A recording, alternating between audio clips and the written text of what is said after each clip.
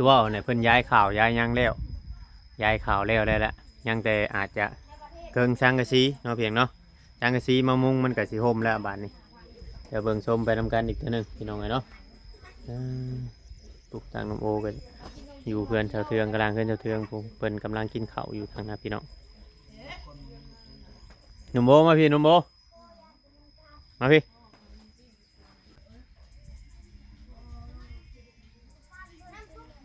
นั่งอยู่คุณมันหลายคนนะพี่น้องอยู่เวียงบ่อยากเข้าไป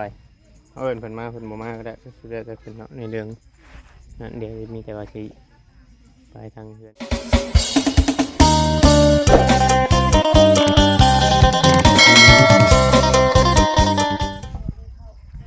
กับทักทายสบายดีพ่อแม่พี่น้อง FC หรือว่าป้าลุงที่หักแพงเนาะเพียงเนาะเปิดสุขุสุคนพี่น้องทางฝั่งลาวฝั่งไทยหรือว่าทางต่างประเทศแม่ FC ที่เข้ามาเบิ่งมาชมเนาะเพียงเนาะเข้ามาติดตามกดไลค์กดแชร์เบิ่งคลิปเบิ่งโฆษณาพี่น้องเนาะแต่ต้นจนจบแต่ต้นเสมอมาพี่น้องเนาะทุกคนนั่นแหละพี่น้องที่คอยให้แนวทางหรือว่าคอยแลกเปลี่ยนความคิดความเห็นเนาะเพียงเนาะในเรื่องในการถ่ายคลิปอยู่บ้านอยู่เพื่อนของน้องๆเนาะเพียงเนาะเมื่อนี้ก็คือว่าเวียงว่าพี่น้องเนาะเดี๋ยวเราสิเข้าไปหาทางนั้นน้องๆอยู่เนาะเข้าไปอีกรอบนึงเพราะว่าเมื่อกี้นี้มันก็ยังนั่นพี่น้องเนาะนี่แต่ว่ามาหาหนุ่มโอ้ถ่ายคลิปอยู่เพื่อนโบเห็นช้างพี่น้องเลยช้างโบมาเมื่อนี้นะโมหูว่าโต๊ะบางเทื่อบางที่เพิ่นอาจจะลงไปห้องการบ้านเพราะว่าเมื่อวานนี้เขาซื้อตะนางไปว่าโบเวียงกายมาเมื่อเช้านี่มีคนหลายพี่น้องเนาะมีคนบางเทื่อเพิ่นอาจจะเอิ้นลูกบ้านลงไปเฮ็ดหรือว่าเพิ่นบ่ได้มาเอิ้นแถวนี้บ่ได้เอิ้นเขาน้องโอน้องยังบ่แบบนี้นะพี่น้องก็เลยอันนั้นพี่น้องไงเนาะก็เลยมาแต่ยังเห็นอยู่นี่เบิดทุกคนพี่น้องเนาะแต่แถวนี้เนาะพี่คือว่าเพิ่นเอาแต่คณะพวกปกสหรือว่าพวกทหารบ่เนาะพี่น้องเพราะว่าบ่เวียงเห็นอยู่หันเห็นรถเต็มปึ่งอยู่พี่น้องไงเนาะเพิ่นก็อาจจะเฮ็ดอันนี้แหละพี่น้องเอ้ยจังใดก็มาเบิ่งมาชมนำกันFCพี่น้องเนาะตอนนี้ก็คือว่าเนี่ยเพิ่นย้ายข่าวย้ายยังแล้วย้ายข่าวแล้วได้ละยังแต่อาจจะเกิงสังกะสีเนาะเพียงเนาะสังกะสีมามุงมันก็สิห่มแล้วบาดนี้เดี๋ยวเบิ่งชมไปนำกันอีกเทื่อนึงพี่น้องเนาะ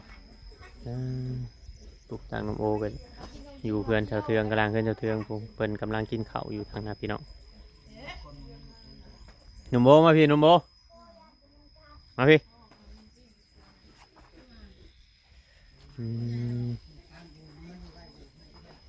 เป็นมาแต่สายมือเสาร์นี่บ่เวียงเข้ามาเท่านึงแล้วแต่ว่าโบนะ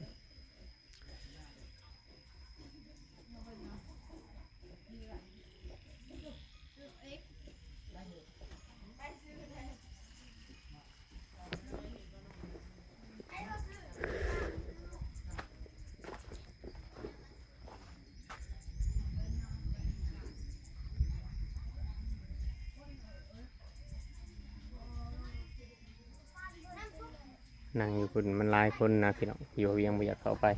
เอาเอิ้นเพิ่นมาเพิ่นบ่มาก็ได้สุดแล้วแต่เพิ่นเนาะในเรื่องนั้นเดี๋ยวมีแต่ว่าสิไปทางเฮือนตัวแก้ว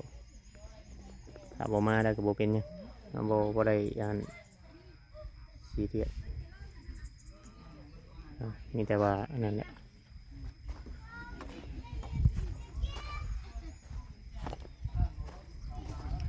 ตัวแก้วก็บ่อยู่พี่น้องเนาะ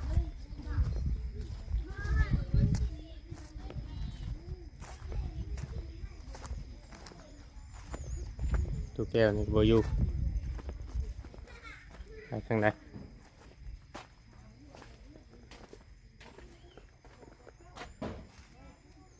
น่าจะไปแล้วบ่ค่อยอยู่หรอกตัวแก้วนี่เนาะเอิ้นทางนุ่มโอมากับเพิ่นบ่มาพี่น้องเอ้ยอาจจะเป็นหลบๆแหลบๆมื้อนี้แก้วบ่อยู่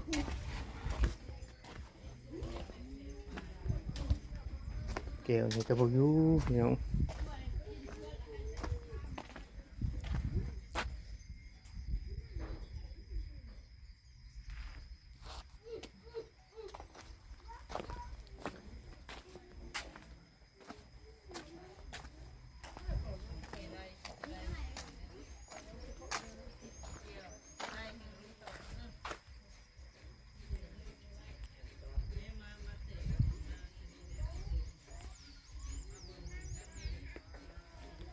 อ่อนแห้งมื้อนี้กับพี่น้องบ่แตกต่างหยังเออเป็นแบบนี้เนาะหนุ่มโอว่าสิบ่อยากเข้าไปแบบมันสนหลายคนนั่นแหละทั้งนี้เพิ่นบ่ไปแล้วก็ยาพี่น้องเนาะบ่ไปแล้วก็ยาเฮาบ่ได้นะอีกครั้งนี้สบายดีสบายดีโดยพากันมาถ่ายทางนี้บ้านน้ำไม้เนี่ย เหนื่อยเนาะ น้ำมูไม้แล้วอ่ะมูไปใช่ไหม แต่ละมือบ่ มืออ่ะ เออ จะได้น้ำมาลงเบิ่งบัดนี้ป้า อ่อนแห้ง มาแถวนี่เป็นบ้านไม่ได้เลยเนาะ ต่อไปเป็นบ้านบ่ได้แถว บ้านก็เป็นซอยอีกนะ โดยชาวไร่บ่มาน้ำมื้อนี้ติอืม เฮ็ดไปหาเฮ็ดปวกแต่มือ เฮ็ดบ่ออกบ่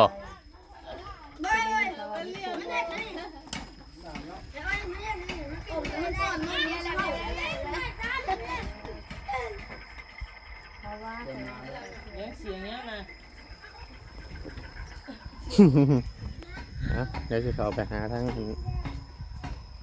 ประตูวันไซก่อน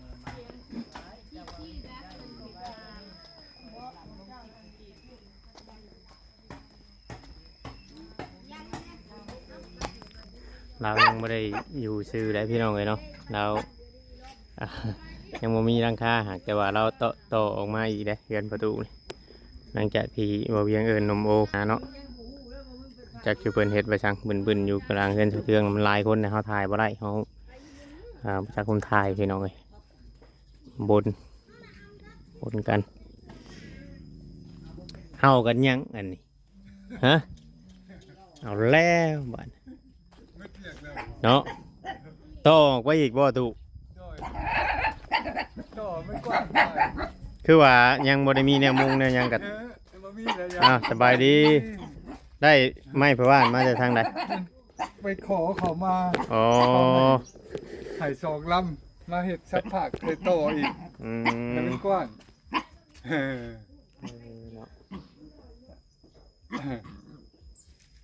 ไม่ข่าวกับประเทศใดปานนี่เลยไม่ข่าวพกโตแต่เลยจึงย้อนแล้วบัดนี้พอได้แต่ซ้ำนั้น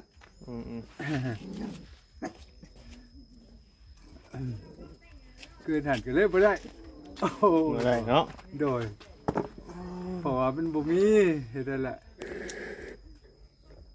พูดเลย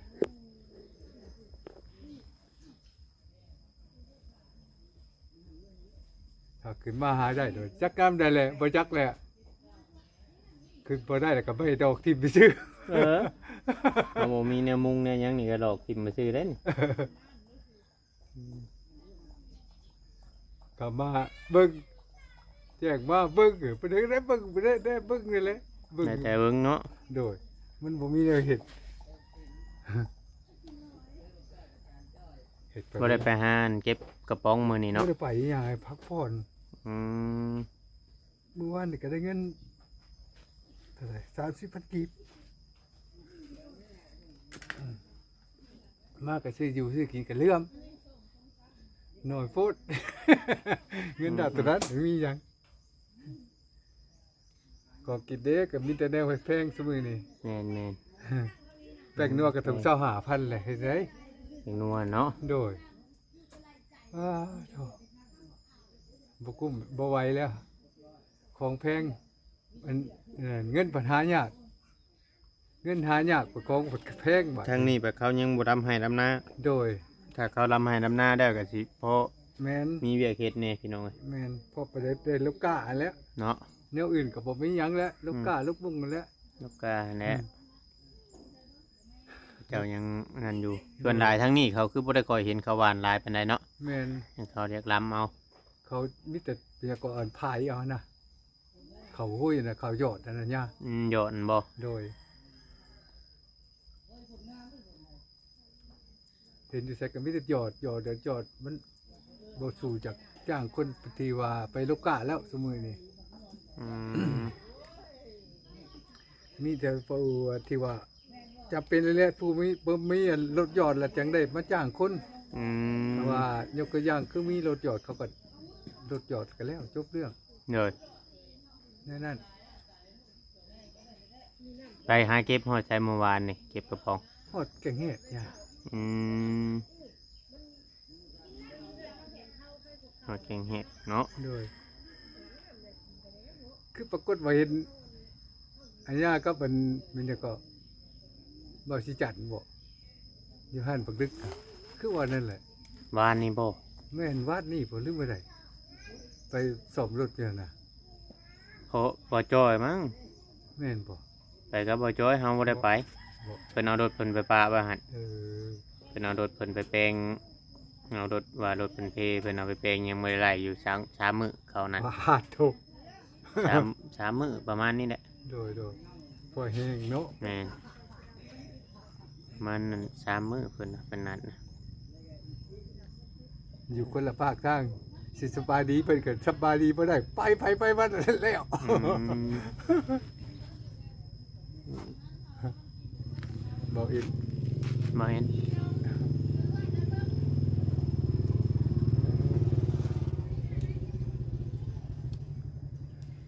ฮ่าสิบ่ได้เช้าบ่ได้ก็ได้ไม้มาใส่แต่ก็มีแห้งนะเดี๋ยวนี้คิดยุ่งอยู่ ได้พอที่ซ้ำนี่ก็บ่เป็นแล อืม บ่เป็นหยังละอายคนเลยแหล้ว มันเป็นคล้ายๆคือเว้ายกตัวอย่างคือคนบ่พอเฮ็ดเวียกเนาะ เฮ็ดก็คือกลางๆ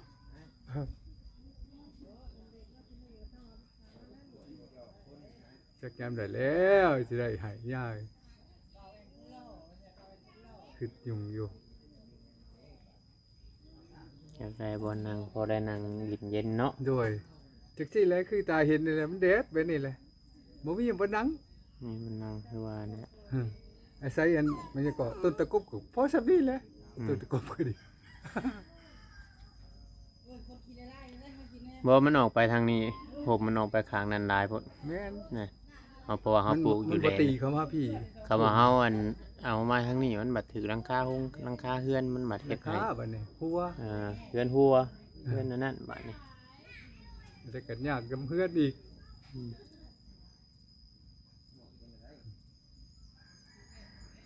ไปบ้านที่นี่เล็บออกก็หม่องเลย เป็นอะไรอันน่ะ เตะมันมากินนี่แหละ อืมเตะก้อนหิน โดยนี่ โอ้ ก็ปึ้งเลย อืมเจ้าก็บ่หนีบออกอ่ะนะ นี่บ่ได้ยายเจ็บบ่นี่ป้าอันมันเน่าเอง เอ้ามันบางเทื่อมันเงึงแบบนี้เวลาเฮาซูนหันซูนนี่แหละมันอยากอันนั้น บัดก็หม่องนั่นแหละ ต้องหาเด็กตะเล็บมายัง มีเล็กตะเล็บไปดิ หนีบออกหนีบทีละเล็กทีละหน่อยที่จนทำมันจำเลยมันสิบคอยชูนหันชูนนี้ โดย แต่เอาปะไว้เลยอย่ามันชูนเป็นเกาะไปเกาะมุ่งเกาะยางบ่อเลยมันก็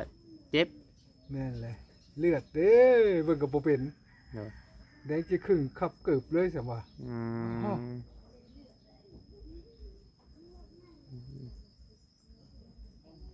เขามาเห็น เป็นยังไงพ่อใหญ่วะนั่งก็สู้อยู่เด้ อืม โอ้ยหัวโปรตีนจิกแล้ววะ อืม อ้าวไปเฮ็ดอะไรเขาวะเตะหินนี่แล้ววะ คำไปผู้เดียวนี่แม่นขี่รถทีบเนาะ โดย คำไปสองคนกับเมียน่ะแม่นยูเลาะ โดย อืม ไปเที่ยวก็เป็นรถถีบแหละถ้าไปกับเมียแล้วก็ คือว่าว่าแล้วเลาะ อืม ไปได้สองอย่าง โดย ป้ารถไปเลาะเอาเลาะไป อืม เปิด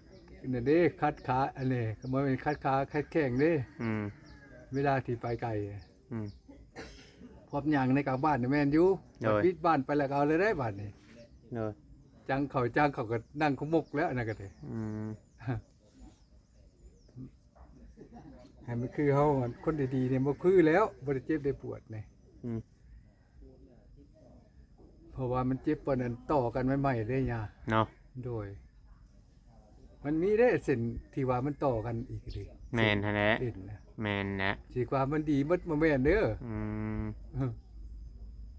บ่ได้รับประกันคือ ทั้งในบ้านเพิ่นทั้งในบ้านเพิ่นบ่ได้อันประกาศให้คนลงไปเฮ็ดหัวน้ำเพิ่นบ่ ประกาศ อืม คือบ่ลง แล้วแต่ผู้อยากลงบอกคือแนวใด สิแบบนั้นแหละ อื ผู้จะ ม ส่วนหลายกับพวกกันที่ว่ามีกับปกสพุ่นแล้วหลายกว่า อืม พวกลูกบ้านนี่ก็ เพราะว่าเฮามาเฮาเห็นเต็มปึ้งอยู่หั่นเห็นคนอยู่ของการลายหั่นนะ โดย บัดมาบัดคือบ่เห็นเฮือนแถวๆนี้คือบ่เห็นไผไปนะ พวกลูกบ้านก็ผู้ไปผู้ป้อแหละ อืม ก็เพราะว่า ว่าง่ายๆเพิ่นสิชวนลายเพิ่นสิเอาแต่คณะเพิ่น แม่นเพราะว่ามันมันบ่แม่นเวียกกันของพวกกันประชาชนน่ะนะ อืม เรียกประชาชนอยู่แต่ว่าบ่แม่นของประชาชน อืมอืม ที่เรียกว่ามันเขาเอิ้นที่ว่าพวกกันกลุ่มคณะเขา โดยโดย ประชาชนก็บ่ได้ไปร่วม อืมคำแบบว่าเพิ่นประกาศว่าเฮือนละคนบ่ให้ขาดจังพากันไป ได้ เนาะ ไป อืม อันนี้ประกาศไปเช้าเดี๋ยวว่าพวกปกสบ่ให้ขาดได้ขาดว่าแต่ละนั่นคน อืม ให้ลงมาเฮ็ดเวียกอยู่อันสำนักเฮ็ดของการก็อย่าแหละบ่ได้ไปเลย อืมอืม ไปเจ้าผู้หมู่ถามขึ้นว่าบ่ได้พ้องโตมาเฮ็ดหยังโหเอาอีกแล้ว อืมเพิ่นบ่ถามดอ อ้าก มอ้ามอีกแล้ว อืม บ่แม่นดอกว่าคัดค้านบ่อยากไป มันหมู่บ่บอกก็บ่ไปเลยเนาะ อืม ฟังบ่คักก็มันคัดค้านมันบ่อยากไปอยู่บ่แม่น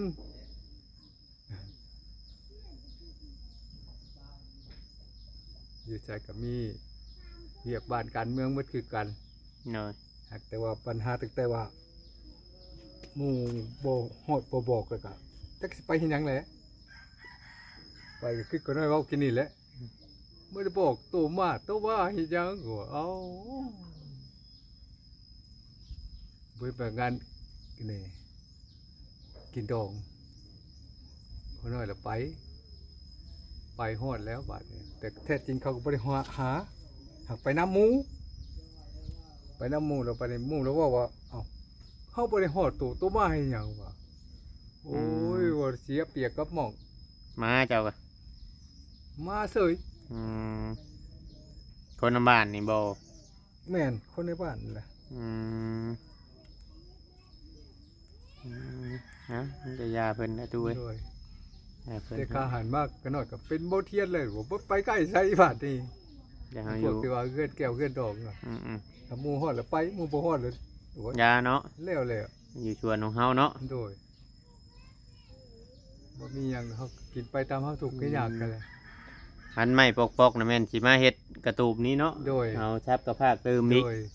สิว่าเจ้าเฮ็ดหยังนะ บ่ซับผักอันนี้แหละนี่ดิ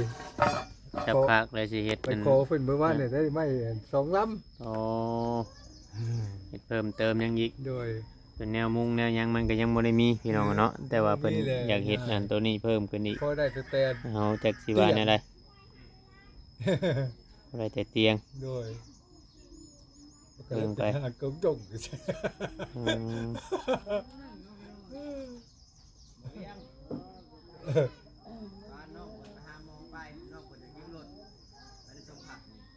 รถเจ้าเด้อใช่เจ้าก็เอาช้อนไป3 คนกับไผอีก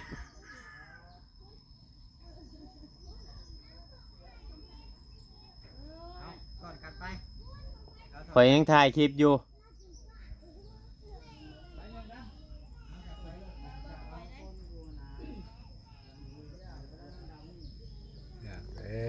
ยาอยากได้ไม้นี่สิบเจียวเสื้อซ้ำก็ได้ไม้มากกับใครเนี้ยังว่าแนวมุงยังว่าอาศัยไปหาเกี่ยวตามทางขนุนเกี่ยวบนกำบนซอกแล้วทีมเซโลออกมา แม่น บ่แม่นว่าได้หลายบาทเดียวเทื่อละกำเทื่อละซอกก็แล้วหลายเทื่อผมก็เรื่องมันก็ได้หลาย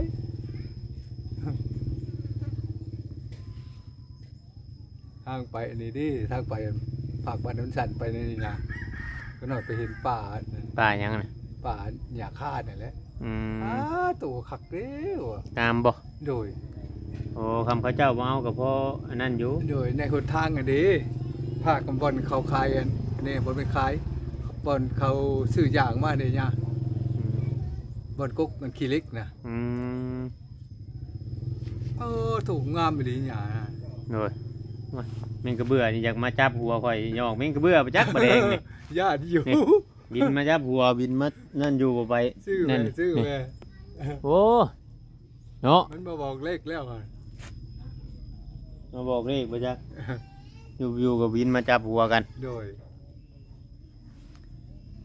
เอามีแต่ว่าเป็นกำลังใจให้เด้อตูเด้อ โดย เขามาถ่ายให้กับ โดย ผู้ใหญ่เพิ่นเบิ่ง โดย มาอัปเดตให้เบิ่งอีกเทื่อนึงพี่น้องเอ้ยเนาะ โดย เป็นกำลังใจให้ประตูเพิ่น อันใดก็อยู่ดีมีแฮงสู้ๆอันใดเฮ็ดอันใด ไปดี โดยพี่น้องเนาะเพิ่นเฮ็ดเวียกเพิ่นไป โดย เพิ่นอยากได้ ต่อวันนี้ เพิ่นอยากได้บ่นั่งพี่น้องเนาะเช้าก็พากใช้เตียงเฮาก็อยากให้เพิ่นได้อยู่ครับจังว่าพี่น้องเอ้ยแล้วแต่บุญวาสนาตัวนี้ก็ได้อยู่ดีมีแฮงสิทางเพิ่นอยากยืมรถเมื่อกี้นี่ก็ทั้งอันเอาลงแตก็ทางนมโอก็นอนนั่นแตกแค่นมโอมื้อนี้โอเคพี่น้องคลิปนี้ก็บ่มีหยังหลายผิดพลาดต้องกลับขอโทษขออภัยเด้อพี่น้องขอกล่าวคำว่าสบายดีเนาะ